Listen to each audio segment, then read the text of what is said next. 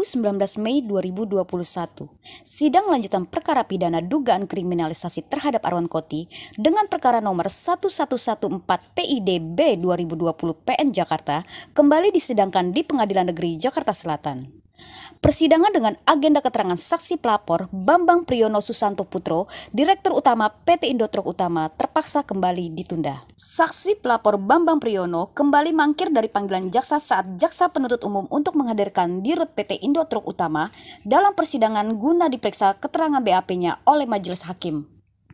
Dalam persidangan ini diajukan oleh penasihat hukum keberatan atau eksepsi dan itu sudah diputus, dan saya pribadi melihat di SPP persyaratannya kan di PTSP itu tidak ada, dan kebetulan kami ingin meminta putusan surat tersebut karena kebetulan juga pengacara sebelumnya atau penasihat sebelumnya sudah. Bang, izin konfirmasi Bang terkait persidangan klien Bang, yang saksi tidak hadir kembali, menurut tanggapan Abang bagaimana Bang? Jadi begini, dapat saya jelaskan. Sebenarnya tadi kita ingin dia hadir dan ingin dibacakan. Tetapi yang aneh begini, justru jaksa ngotot ingin dihadirkan. Hakim pun yang jalan tengah. Oke, kita coba hadirkan. Tapi poinnya dia hadir atau tidak hadir, kami sudah siap dengan strategi kami. Makanya kami tadi ingin dibacakan sekalian. Tapi kalau besok dia bisa hadir itu lebih bagus. Sebenarnya keinginan Abang itu dibacakan atau memang saksi korban hadir Bang? Kalau saya sebenarnya karena melihat jaksa itu kayaknya hanya dapat juga ya, hanya mengulur waktu ya, saya ingin dibacakan saja gitu, tapi tidak berlarut-larut gitu. Itu masih ya kita lihat lah, kasih kesempatan. Nah, terkait perkara ini Bang, harapan Abang apa sih Bang untuk klien Abang? Kalau kami sebagai kuasa hukum harapannya Bang apa Abang? dari harapannya karena kami juga ada hak mengajukan alat bukti ya, seperti kami akan mengajukan saksi ahli, kami akan mengajukan ada cat, kami akan mengajukan bukti surat. Artinya sebagaimana analisis hukum kami yang diharapkan bahwa terdakwa ini dinyatakan tidak bersalah.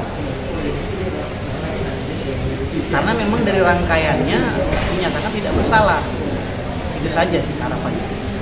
Perkara ini sendiri Bang bermula dari apa sih Bang? Kalau bermula itu pada awalnya ada perjanjian jual beli antara Arwan Koti dengan perusahaan Indotruk Utama. Nah, inilah yang berawal.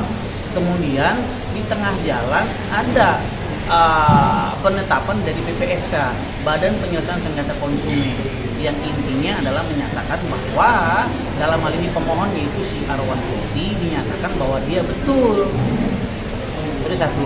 Yang kedua, dinaikkanlah ada perkara di Pengadilan Jakarta Utara. Apa isinya? Wan prestasi, dan sudah dinyatakan betul bahwa si tergugat dalam hal ini adalah Indotruk, betul dia melakukan wan prestasi.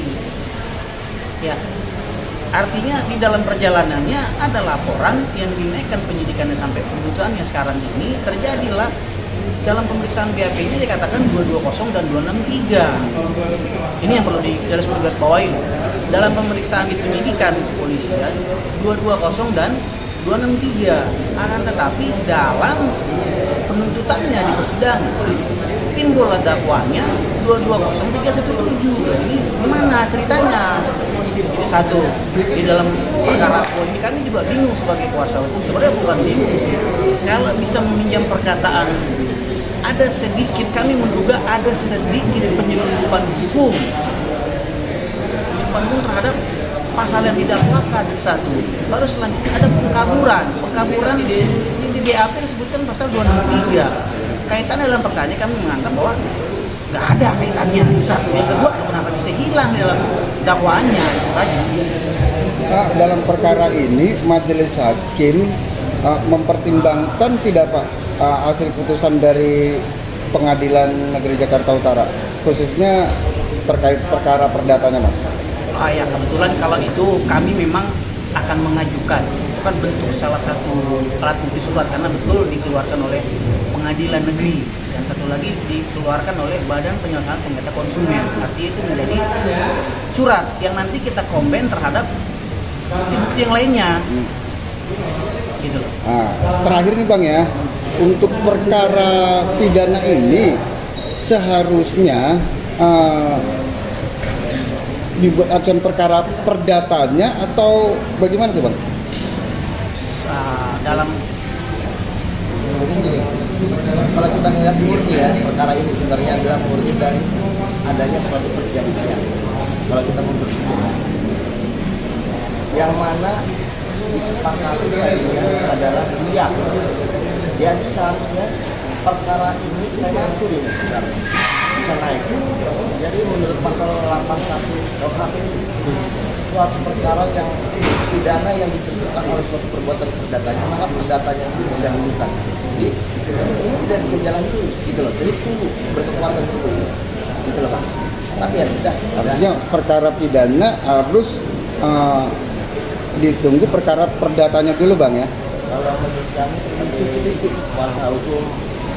Ya. Nah, tetapi majelis hakim sendiri tidak mempertimbangkan hasil putusan perdata Dewan Prestasi Pengadilan Negeri Jakarta Utara. Terkait perkara ini harapan apa Bang? begini Bang, kalau bicara harapan seperti kita katakan tadi, harapannya perkara ini putus bebas dikarenakan tidak terbukti bersalah. Itu sah dan meyakinkan itu tidak terbukti, itu paling pertama. Yang paling dasar yang sama-sama kita ketahui bahwa proses penuntutan ini dikarenakan adanya pemberkasan dari JPU dalam hal ini mengajukan kepada pengadilan. Kenapa JPU bisa mengajukan? Karena ada penyidikan kepolisian. Pertanyaannya adalah ketika kita lihat BAP, kita lihat BAP loh. Ketika di dalam BAP, penyidik dalam oknum penyidik mengetahui ada surat penetapan BPSK, Badan Penyelesaian Sengketa Konsumen, itu pertama. Yang kedua, penyidik tahu bahwa ini sudah disidangkan perkaranya di Jakarta. Seharusnya menurut objektif menurut kami ini seharusnya sebagaimana rekan saya mengatakan bahwa pasal 181 KUHP harus didahulukan. Seharusnya menurut kami tidak dinaikkan ke P21. Yang pertama, yang kedua tidak layak untuk disidangkan karena ada beberapa rangkaian perkara yang sedang berjalan dan itu harus diperhatikan, dan kami berharap dan sampai saat ini kami masih tetap yakin dan percaya hakim dalam perkara objektif dalam menilai ketika kami mengajukan bukti tersebut sehingga tidak terbukti secara sah dan meyakinkan. Itu harapan kami. Oke Bang, terima kasih Bang. Buser Bayangkara TV melaporkan dari Jakarta.